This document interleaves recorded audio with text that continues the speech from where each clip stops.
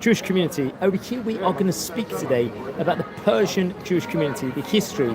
It's a part number 2 here on the special edition. So welcome everyone to our community as we will explore and learn within regards to the Jewish community of Iran. So hi, shalom everyone. So we are going to explore the history. It's a part number 2 over here within regards to Jewish community history of Iran, or Persia. Over here we did part 1, like an introduction. We're talking about really over here on today's special edition, 15th, 16th, 17th, 18th century in of itself. We're going to speak about more today. So sit back and enjoy.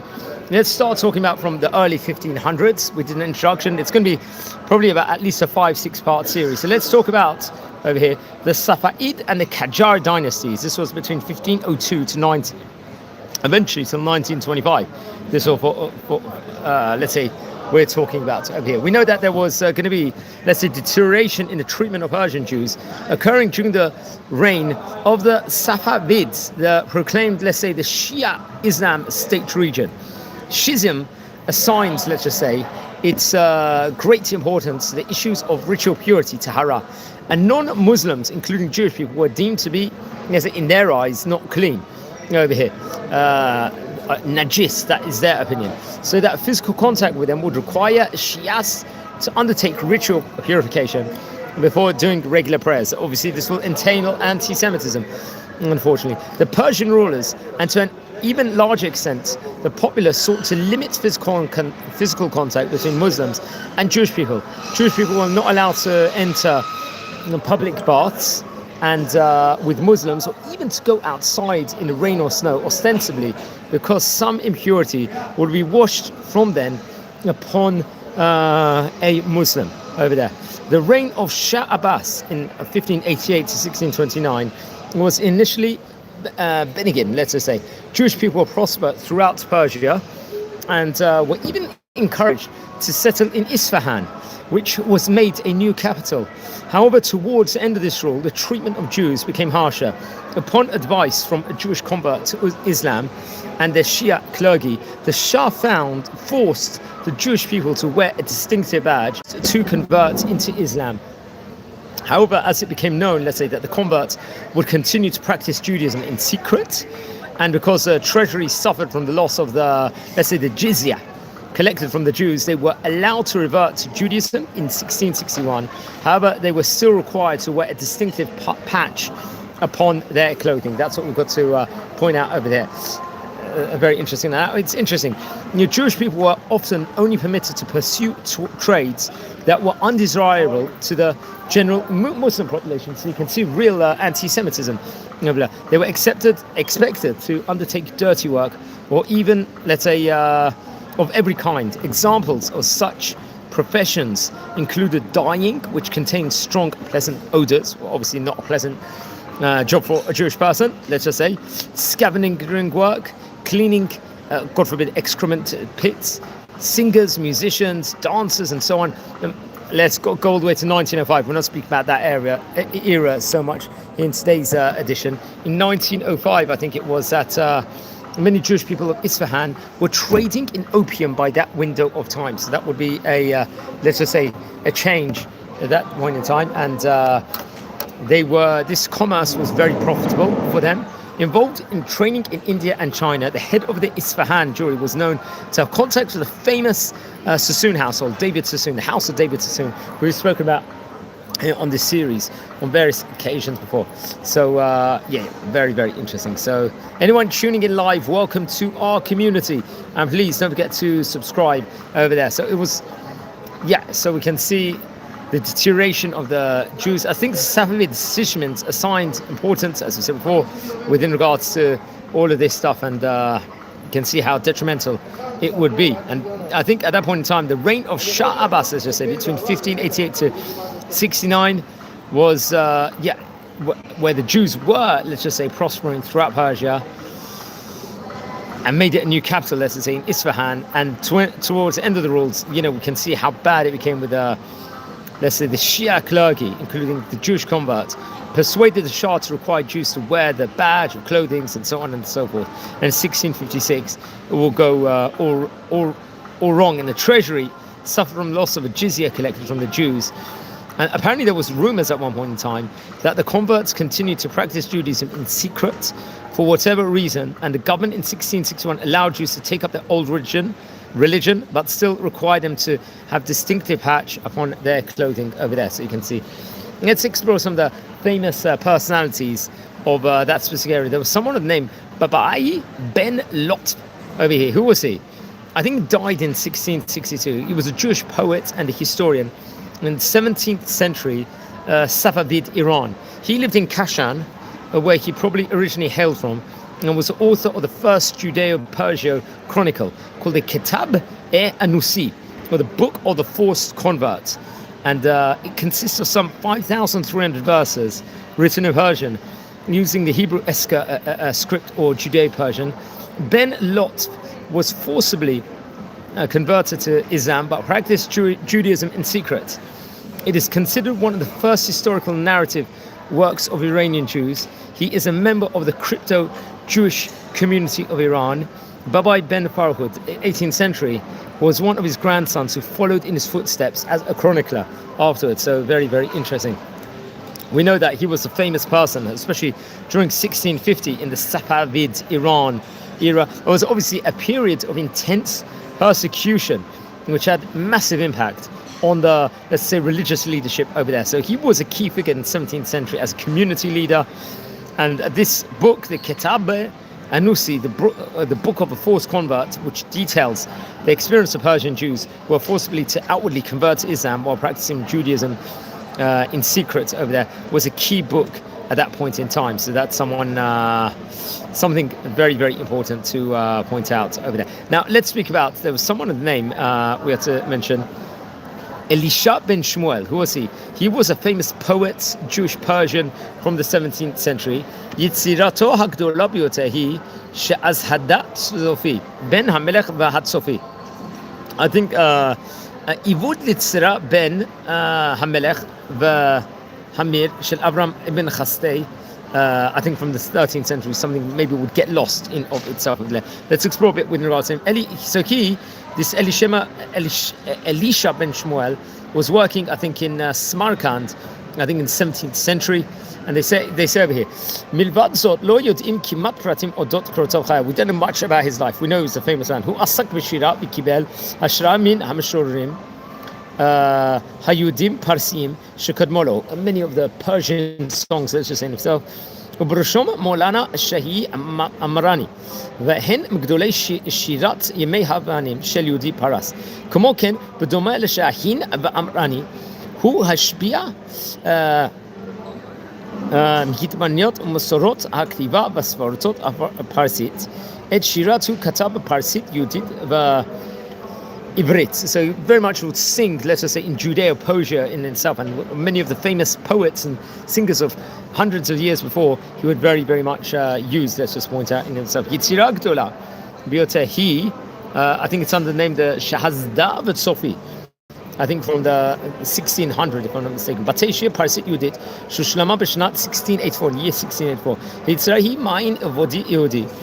Parsi liyetzra ben Hamelech v'Hanazeh shel Avram ibn Chista Asfardi ben Hameya from the 13th century, from a famous Spanish poet from the 13th century will be used. She batzma ivut l'sipur amei atik shel chaya bodeha miyasad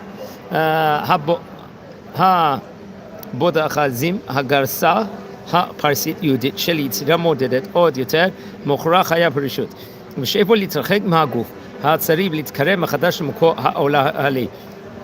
על פי מספרים הרב של העתיקה בכתבי יד שהשתמרו מהחיבור, עולה שיצירה זכתה לפרסום ולתפוצה רבה ברחבי הקהילת יהודית דוברות הפרסית לארון הדורות. I think it was in 1907, way later on. החיבור נתפס לראשונה בירושלים. The writings will be published in the year 1907 to Rabbi Shimon Chacham, if I'm not mistaken, in Jerusalem in 1907, שכתב ושבחה להדפיס אותו בזכות הפופולריות הרבה שהחיבור זכה לו בקרב הקהילות היהודית דוברות הפרסית. Over here. So very, very interesting. Yeah, much can be said with regards to him. He was a famous person of that point in time, famous singer poet. חיבור בועתי נוסף של אלישע בן שמואל, הוא חנוכה נאמר, חיבל של שירה אפית על מאבק המכבים כנגד יוונים. החיבור מהווה המשך למסורת שבה התחילן מול אנה שיהן אמרני. So as we mentioned them before, לכתוב שירה אפית כמיטב המסורה היהודית הפרסית. הסיפורים המסורת היהודית. בנוסף של חיבורו הפרסית יהודית, הוא גם חיבר שירה עברית על פי מסורות שירת ימי הביניים של יהודי ספרד. So many different songs using, let's just say, in of itself, from great poets from Spain and previous ones in Iran will actually been brought about. So yeah, very, very interesting. So with talking about over here, Iranian Jews over here, obviously Iranian Jews, just to add on, are claimed to be descendants of the Assyrian in 722 BCE and Babylonian exiles obviously in 566, just to recap. And you can see that we're going to learn that the Persian communities end up having big communities all over various parts of Iran, including an area called Mashhad. I think the Mashhadi community, just as a aspect to say over, in 1746, I think it was started when Nadir Shah Ashar called for relocation of 40 Jewish families from Kazvin and Dilaman to Kalat, if I'm not mistaken. These families settled in Mashhad and were selected to protect the Nadir Shah's treasures and jewels, which he acquired from his Indian invasion at that point in time. So we just learned about in 1650 the Safavid dynasty. They ruled in Iran that there was calls to convert or, God forbid, kill Iranian Jews. Terrible anti-Semitism at that point in time. Anyone tuning in live, we're exploring the Jewish community history of Iran over here. Let's talk a few minutes within regards to the earlier mid parts of the 1700s. There was Afshari dynasty. This was between 1736 to 1747. I think it was under Nadir. I'm not too sure what. He was a Sunni leader, or I think maybe. Jews experienced a period of relative more tolerance when they were allowed to settle in the Shiite holy city of Mashhad at that point in time. The Nadar even employed many Jews in sensitive positions, and he brought Jewish administrators as protectors of his treasurers from India. Nadar also ordered Jewish holy books to be translated into Persian. Upon the completion of the translation, Nadir Shah presented the sages of Israel with robes of honors and gifts. At nights in the royal assembly, there was a chief mullah, a rabbi of the kingdom of Mullah Bashi, would read and interpret for the king, sometimes from the Torah and sometimes from Psalms, that's the book of Tehillim, which the king enjoyed greatly. He promised, I will take Russia, I will rebuild Jerusalem, and I will gather all the children of Israel together. However, death would end up taking him away and did not allow him, obviously, to do so. The Jews became prominent in trade during that period in Mashhad and established commercial relationships with the British, who favoured dealing with them. There was assassination of the Nadir in 1747. Jews returned to the British traders and Sunni Turkomans for political support. At that time, Jewish people formed close ties with the British and provided banking support and intelligence to them at that point in time. So it's very, very interesting. Let's talk a bit about now the Zand dynasty over here. Very interesting. Anyone tuning in live, we're exploring the Jewish community history of Iran, so please don't forget to subscribe to the channel over here. The Zand dynasty, that dynasty had a more complex relationship with the Jewish community. They enjoyed the Shah's protection in Shiraz, but when the forces of Karim Khan took Basra in 1773, many Jews were killed, their properties were looted, and the women, God forbid, unfortunately were raped. A document named the Scroll of Persia by someone named Rabbi Yaakov Elisha compares the protected status of Jews in the Ottoman Empire with the weak condition of the Jews in Iran. There was a Dutch traveller to Shiraz at the time of Karim Khan. He actually would state, if I'm not mistaken, I'll quote it over here, just reading Wikipedia as a source. Like most of the cities of the East, the Jews of Iran, of Shiraz, dwell in a separate quarter of their own, and they live, at least outwardly, in great poverty. And there was a British officer, I think someone named William Franklin, would visit Shiraz after Karim Khan's death. He would actually write at a point in time, the Jews of Shiraz have a quarter of the city allotted to themselves, for which they pay a considerable tax to the government and are obliged to make frequent presents. These people are more odious to the Persians than any other faith, and every opportunity is taken to oppress and extort money from them. You can see the anti-Semitism over there. And the very boys on the street are accustomed to beat and insult them, of which treatment they dare not complain over there. So you can see we're just talking about a lot of the persecution the Iranians would actually suffer, especially in 1656, which led to the expulsion or forced conversion of Jews in Isfahan, as we spoke about before, which was obviously documented in that book called the Kitab-i-Anusi over there. So very, very interesting over there. And so exploring the Persian Jewish community. We talked about the rise of the Mashhadi Jews over there. Just to recap, it was at the beginning of the 1700s. It was in Nadir Shah who reigned between 1736 1747, relocated the Jews from Kazin and north of Mashhad because he trusted them, while they obviously were in a ghetto originally in Edga for safety. The community would obviously then lead to conversion way later in 1832. And so that's something that we have to point out. Now we can learn about there was during the maybe late 18th century, figures like Rabbi Yosef Or Shraga in Yazd would lead the communities, with their tombs becoming obviously revered sites for both Jews and Muslims. We're going to hopefully speak about Rabbi Mola Or Shraga hopefully in the coming videos, maybe the next one or in 2 times. Very, very interesting. But let's talk a bit more between the period of 1662 to 1722.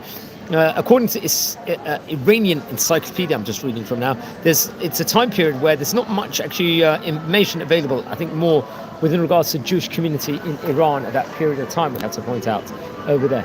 So I think just to point out, it was the beginning of the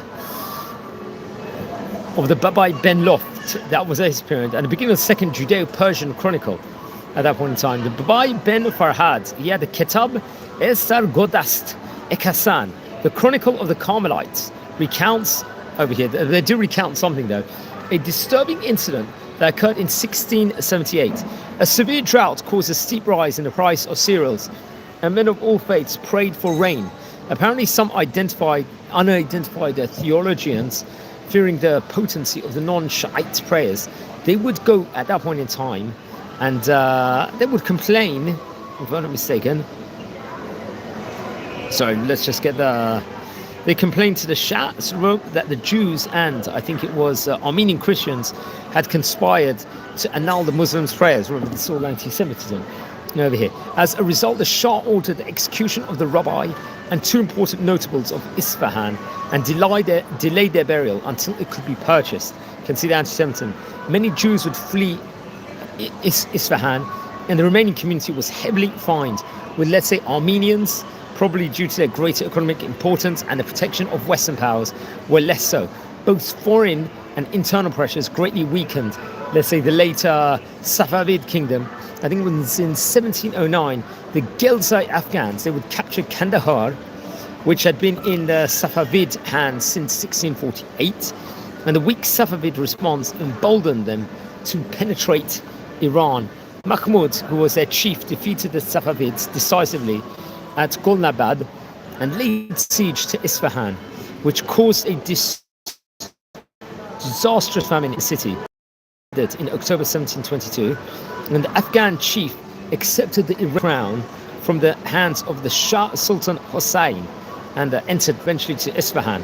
The brief reign, let's say, of the 2 Afghan rulers, Mahmud in 1722 to 1725 and Ashraf between 1725 to 1730, simultaneously beset at that point in time by Ottoman and Russian invasions and other efforts from various pretenders reclaiming the Safavid throne. Clearly, no social or religious group could have prospered in such trying times, and it's not surprising to learn that Iranian Jews were once again deeply affected. That's Ekasan. This is a second Judeo-Persian chronicle written by someone named Babai Ben Farhad, let's say the grandson of Babai Ben Lot. And these are key people at that point in time. Babai Ben Farhad lived through the downfall of the Safavid dynasty and the invasion of the Afghans, Ottomans and Russians, and he briefly refers to them chiefly from the perspective, let's just say, of Jewish communities and individuals they affected. The greater part, let's say, of the Kitabeh Sargodast Ekasan deals with the rise to power of the Koli Khan, the future Nadar Shah in 1736-1747, the first chief promoter of Safavid prince, and briefly Shah Tamasp II. He was between 1722 to 1731. Now, very, very interesting. Now, the Babai Ben Farhad, he will concentrate, let's say, mainly on the events in his native Kassan for a period of 7 months between 1729 and 1730, and the circumstances that led to the short-lived apostasy of which a Jewish community in pursuit of the Ashraf Tahmaksoli Khan passed through Kassan demanding taxes and tolls. There'll be various different community leaders. They would convert to Islam after having made payments in order to save their own lives, and less the financial burden on the community. One of them then demanded that the community would have to convert as well, we have to point out. And despite the opposition of many, including, let's say, notable Jewish women of Kassan, all the Jews of the city were forced to convert, and they briefly lived as Anusim until, let's say, the same communal leader, it would be, went to Isfahan, and through the intercession of an official and the payment of further sums, was able to persuade the Tamaskoli Khan to relent and allow the Jews to return to their faith. Over here, very, very interesting. Now, the precedent for purchasing freedom of worship having been set in the 17th century, the Jewish people of Iran began to live under the threat of the annulment of this freedom. I think it's not surprising, therefore, to find some Jews sympathizing with the Afghan conquerors in the hope that Sunni rule might alleviate their hardships. Now, I think Babai Ben Farhad will recount how Ashraf will kill Mahmud as well as many Shiites, but was generous to the Jews of Kassan at that point in time. I think you have to look at the encyclopedia and stuff that will actually talk more about them. I think there was a Benjamin B. Misael who would die after 1713, known by the nom de Plume Amina. He was a Jewish poet from Kassan, a key figure. He would even write, let's say, a panegyric in honor of Ashraf. And say the sources of Afsa, who lived between 1736 1795, and the Zan, 1750 to 1796. But periods, let's say, do not really provide so much reliable historical information about Iranian Jews, although I think this Judeo-Persian literary text can be traced to this period. And there's, I think, more of a historical trail which would pick up again at the dawn of modern era during the rule of the Qajar dynasty between 1779 to 1924. Now, the economy, let's explore a bit within regards to that. I think that's very important to speak about that for a minute. There wasn't, without information preserved in the Cairo Geniza, little would be known about the economic life of Iranian Jewry in the early centuries of Islam. As is well known, the Ratanites, at least some of whom were of Iranian origin, dominated commerce between the Muslim and Christian worlds between 600 and 1000 CE, and many had done so already in pre-Islamic times. Early Muslim geographers, as well as letters preserved in the Geniza, refer to Tostar, a town in southern western Iran, as an important center of textile, especially silk industry, in which Jews were fully involved. That's important to know. I think there's a far-flung manufacturing and commercial activities of the large 11th century. The Karaite Tostari family, originating from Tostar, would later be from Ahvaz, if I'm not mistaken. They are very well documented about. You have to look at the Iranian encyclopedia over here. The Kujiks and the family of Joseph HaKohen from Yazdad, Ben Yazdad, were two other prominent Karaite families whose activities appear in the Cairo Geniza documents beginning in the 11th century. And information about the dealings of some successful, let's say, there were some successful people come together. So very, very interesting enough.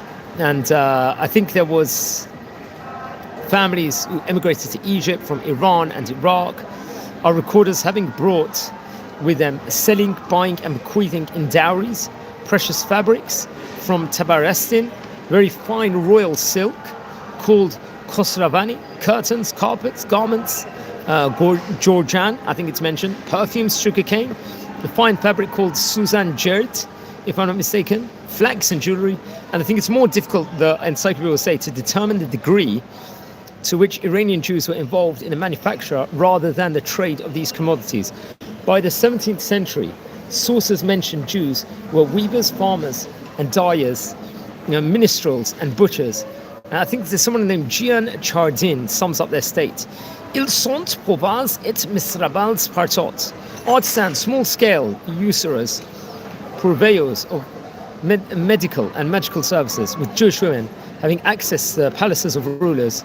Although some bankers are mentioned in the Geniza, this is actually on page 290, Iranian Jews in late medieval Iran were apparently never great financiers over here. By the 17th century, they were entirely eclipsed by Hindu merchants and middlemen. Neither were they large-scale merchants, an activity in which they were far surpassed by the Armenians. I think there was, both Judeo-Persian chroniclers testify to the hardship caused by the demands of the jizya, thus compounding the impression that the economic status of Jews declined continuously in pre-modern Iran. There was cultural accomplishments at that point in time. The encyclopedia, the Judeo-Persian, I think it's called the Iran ICAonline.org, we'll say over, cultural accomplishments. The almost 3 millennia long sojourn of Jews in Iran produced profound acculturation. Nowhere is this more pronounced than in the spheres of literature. Let's say, applied in arts, Iranian Jews strove to emulate the arts of the Iranian tradition of illuminated manuscripts. Only 13 reported over, I think, Judeo-Persian illuminated manuscripts have so far been identified, none of which dates earlier than the 17th century. Obviously, we want to, on this channel, we're trying to learn about the great spiritual and rabbinic leadership and flouriship over there and their great writings. But this, I'm just reading from the encyclopedia here. I'm just stating here, they tend to illustrate Hebrew translations of, let's say, Persian romance, Matnawis, such as the Jami Yosef of Zoliaka, and an album containing miscellaneous short verses. Remember, once again, we're not really celebrating over here like we celebrate here on this channel, their spiritual accomplishments more and the rabbis. But I'm just pointing this out because I'm just quoting from the article of the Encyclopedia of Iran. I think there's manuscripts, they will say, eliminated of the epics of Sahin and Imrani pictorial tradition of the Sahnama. However fine and remarkable these manuscripts may like, let's just say that's what they're quoting, Sitvog Perushiyar Kulaberstis Berlin, or in 1680 of Sahin Adarsi's Nama in JM, if I'm not mistaken, over there. I think there will also there are products of one hand in a given manuscript rather than the collective effort of workshop. There exists no proof that these manuscripts were produced by Jews, as they are all unsigned, but we know of no reasons or prohibitions on the Jewish side that would have prevented them from acquiring these skills. However, Muslim guild laws may well have thwarted such efforts. It would appear that some painters may have been Muslim, as they're saying over there, some of them, that's what's actually reported over there. It cannot, however, be discounted entirely that a Jewish painter wishing to show his work to Muslims would have compiled with the pictorial cliches that respected Muslims and, let's say, sensibilities. Based on some discrepancies between a number of miniatures and the texts they had illustrated, it would seem that some of the painters, whether they were Jews or Muslims, probably unable to read Judeo-Persian texts themselves, had to inform about the contents of their pictures. If the painters were Muslims, these manuscripts, let's say, would represent more attractive examples of Jewish-Muslim cooperation. Jewish calligraphers, when I think they were not owners preparing texts from their own personal use, are generally anonymous, although at least, I think it was, 2 manuscripts were copied in the excellent hand of Nehemiah ben Amsal of Tabriz. I think there's many Judeo-Persian manuscripts.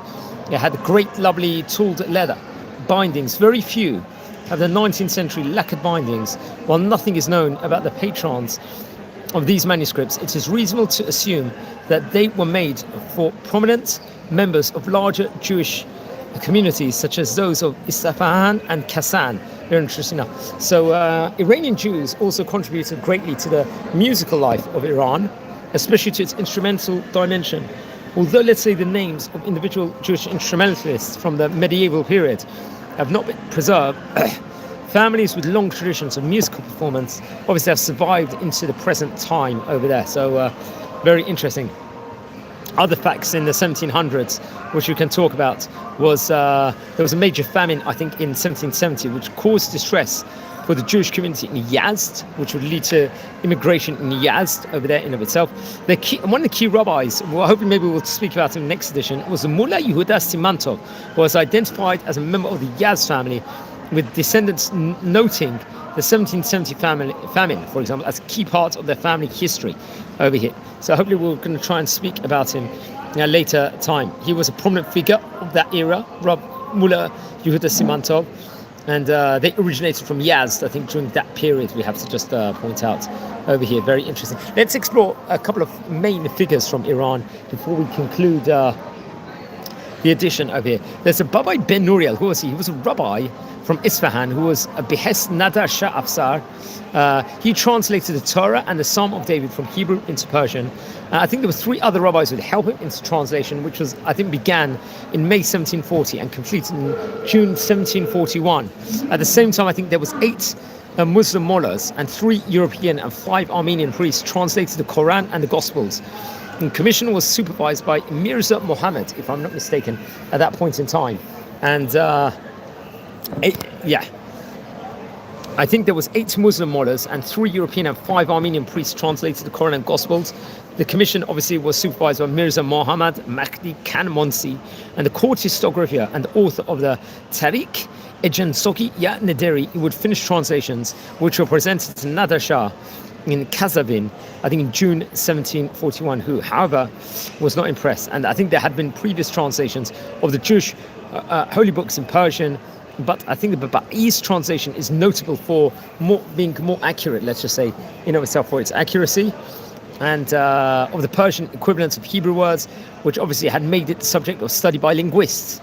And Babai's introduction to the translation of the Psalm of David is unique and sheds, let's say, a certain amount of light on teaching methods of Iranian Jewish schools in 18th century Iran. He is not known to have written anything else, apparently, but could be that he well did. There's a whole bibliography that actually brings him down from various people. I think someone named W. Fisher will bring it down. In the Bible, or in Persian translation, bring it down there. Some G. Marguliat will bring it down. A. Netzer would bring down in his section also. And Mahdi Esfahani will bring it down in one of his books also, with regards to some of the chronicles and information with regards to this over here. Let's say a word with regards to the Babai Ben Farhad. He was a Persian Jewish chronicler, poet, historian, author of the Kitab Sar Guzant, as we mentioned about before, the book of the events of Kashan concerning Jews, the second conversion, a chronicle of forcible conversions, as I say, in the events of Jews in Kashan, Isfahan, Hamadan,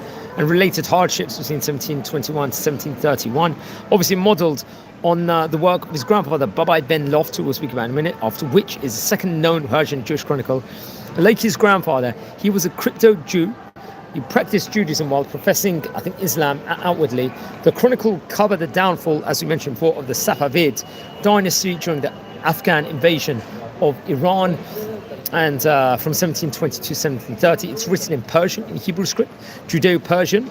It's written with a verse in the style of classical Persian poetry, and includes Persian colloquies and the Sufi references. Ben Farhad is critical of Nadar Shah, I believe, who expelled Ashraf Shah and demanded money from the Jewish community. And I think Nadar, who had adopted the title of Tahmas Kavan, will impose heavy taxes and plundered the towns on his way through the area, leading to Jewish conversion to avoid further demands and loss of lives. The synagogues were later able to reopen, and Ben Farhud also experienced the invasions of the Ottomans and the Russians over here. Another key figure is Babai Ben Farhad, who we mentioned about before. He was a Persian Jewish chronicler, poet, a historian, and he happened to have been. And obviously the author of the Kitab Grunde, he will talk about the period of 1720 to 1731, the hardships in 1729 to 1730, modelled on the work of his grandfather Babai Ben Loft. And very, very interesting. And then there was Babai Ben Loft, who we spoke about at the beginning. He died in 1662. He was a Jewish poet, historian in the 17th century, Safavid Iran. He lived in Kashan, and originally hailed from, and was also the first Judeo-Persian chronicle of the Kitab N-Osi. I think it was a book of the fourth combat. It consists of 5,300 verses written in Persian using Hebrew script or Judeo-Persian, and he was forcibly converted to Islam but practiced Judaism in secret. It's considered one of the first historical narrative works of Iranian Jews, and he's a member of the crypto-Jewish community of Iran. And Babai Ben Farhad, who we mentioned about before, 18th century, was one of the grandsons who we mentioned about before. So very, very interesting. Yeah, I think we're going to leave it over here, friends, over here. So we're exploring the Persian Jewish community history here on this special edition. It's a part number 2.